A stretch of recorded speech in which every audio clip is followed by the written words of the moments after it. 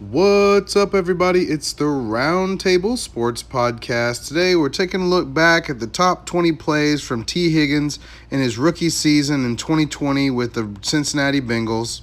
Look for the Cincinnati Bengals B there to see where T is lined up so you can follow his route and really get a feel for what he has going on. T announces his presence with the first two touchdowns as well as that other catch that you see in the second game versus the Philadelphia Eagles. And the first thing you notice about him is the size. Defensive backs go to take him down, and you can tell they're uncomfortable trying to do so.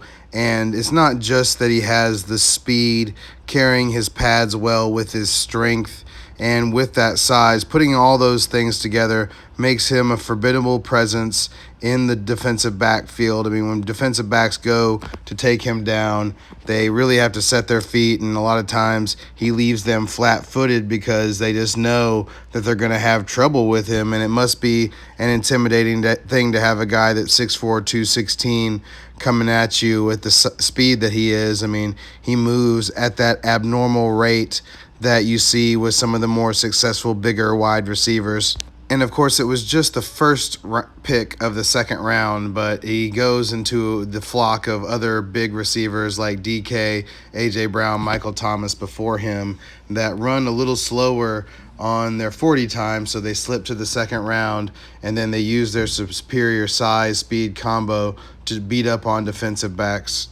One thing you notice from the way that he's being played is that defensive backs give him a lot of respect over the top after a while. And when you garner that respect because you have big playability, whether it's, beating people with your speed down the field or your ability to high point the ball and beat them over the top with that high point, and T can do both of those things. Once you get that respect from the defensive backs, it's open season on everything else in the underneath, and T had the route running chops to be able to take advantage of that and show his run after the catch ability as well.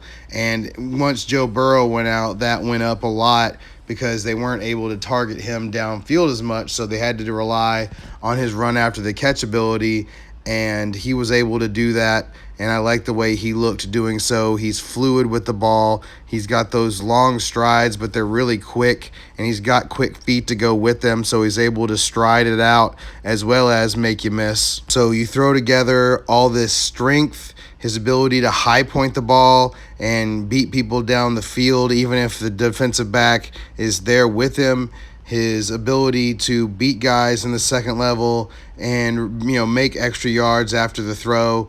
And then, of course, Joe Burrow is a equal opportunity distributor of the ball, so the fact that they got Jamar Chase only really heightens the ceiling for Tee Higgins and the Cincinnati Bengals overall. It doesn't hurt T at all because he can line up wherever, and of course he's so big that he's comfortable on the outside, and they've got A.J. Green's targets to take care of and to distribute, and Jamar Chase can have all of those and will offer a ton more upside than A.J. Green can offer at this point.